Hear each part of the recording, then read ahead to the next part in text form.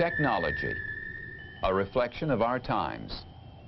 Efficient, computerized, with a sleek beauty all its own. Technology is the human imagination converted into reality.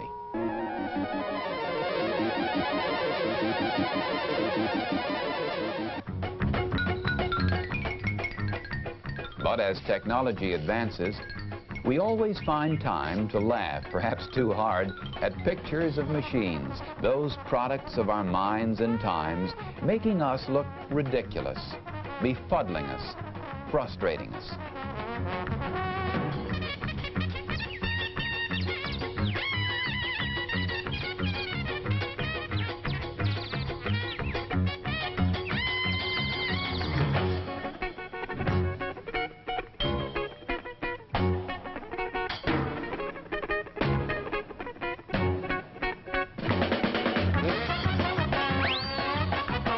It is funny, isn't it?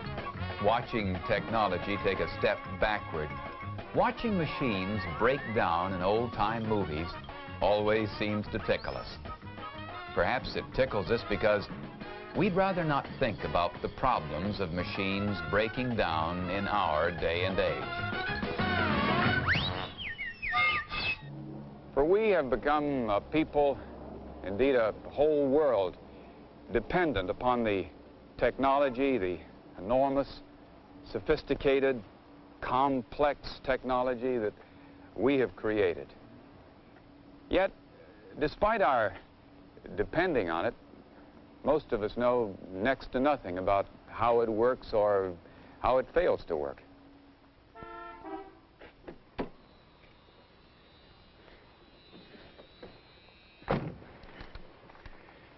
We, all of us, are caught up in a real world, a place somewhere between the space technology and the diabolical machines of the silent movies.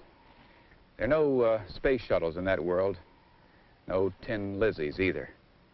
But there is the technology that we so very much take for granted.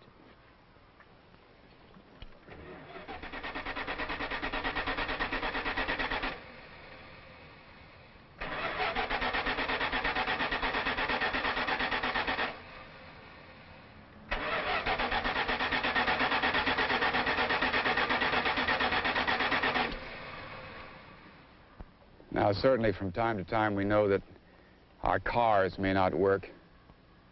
We may not have maintained them properly. Or that a hot water heater won't give us our share of hot water.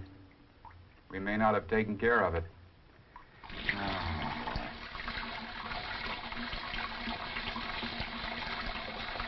Or that an electrical appliance will short out.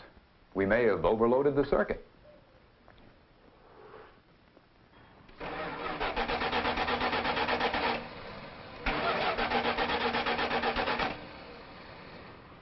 Of course, these are just little problems. They only cause anger and frustration.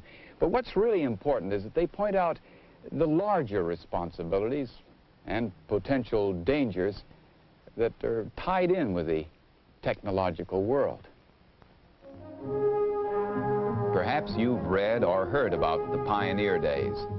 Technology didn't present many problems then.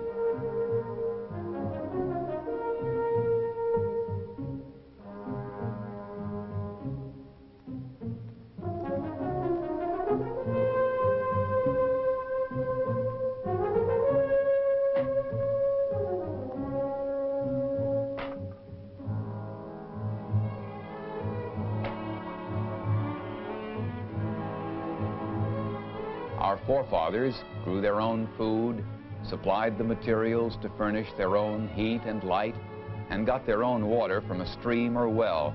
Life was much simpler then.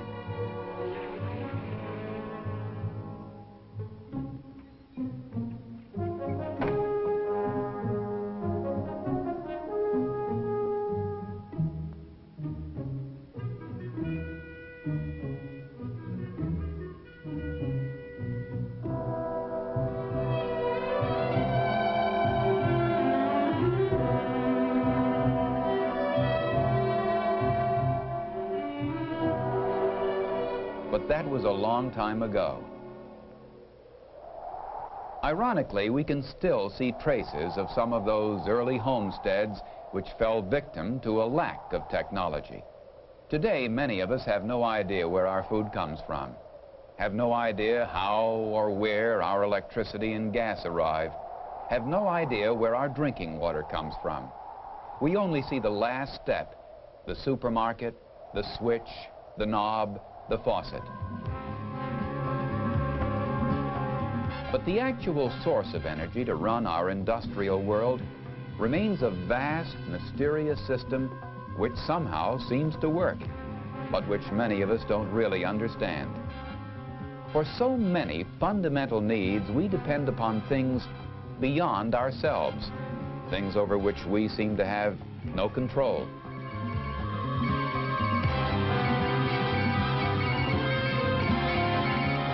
Yet on an individual level, though there is little we can do to repair or maintain the systems which are so important to us, there is much we can do to deal with the particular dangers our technological world may hold.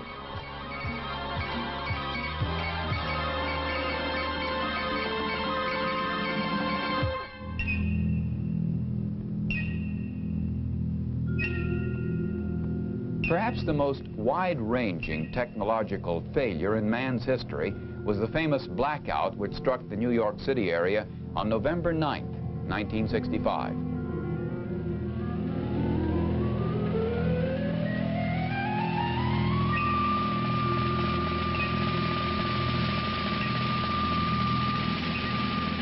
A massive power failure that caused a great city to come to a grinding halt.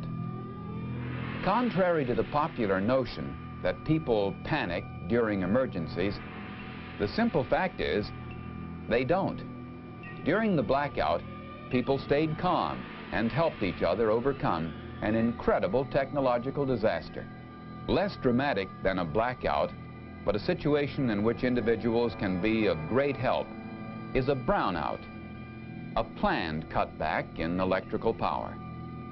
During such a period, individuals can work to prevent a large-scale power failure by not using convenience electrical items like dishwashers, record players, or power tools, by turning off air conditioners, by not using more lights than necessary, and by turning out lights when leaving a room.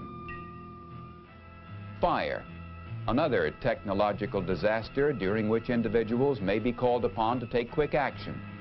Conventional wisdom suggests putting water on a fire, but in many cases, this is exactly the wrong thing to do. With an electrical fire, be sure to turn the electricity off before applying water. If the electricity cannot be turned off, smother the fire with sand or CO2 from a fire extinguisher. The same goes for grease and oil fires, and in the case of gas fires, shut off the burners if you can. Get out, then call the fire department. Gas can cause explosions and more fires. If you have turned the gas flow off, water, sand, earth, or wet blankets will all be useful in putting out the remaining fire. Yes, our wonderful world of technology can be an exciting one, and quite often beautiful and awe-inspiring.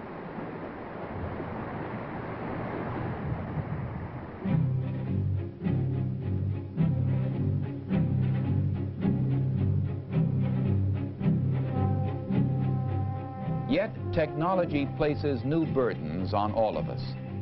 Burdens our grandparents never dreamed of.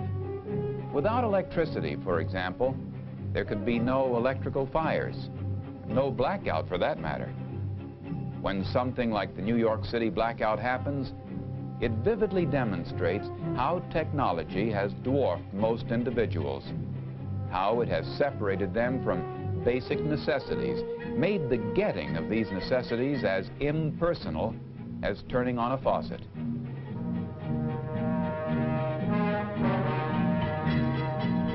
Still, no matter how impersonal technology may seem, it forces very personal responsibilities on the people who benefit from it. the individual can help himself and his community by taking these responsibilities seriously and in knowing how to deal with the special problems technology presents.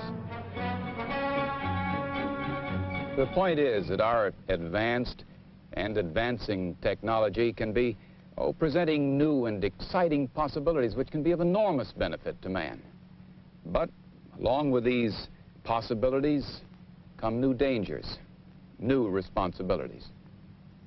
Today it is vital to learn enough about these new dangers to be able to make a reasonable action decision when we are confronted with them.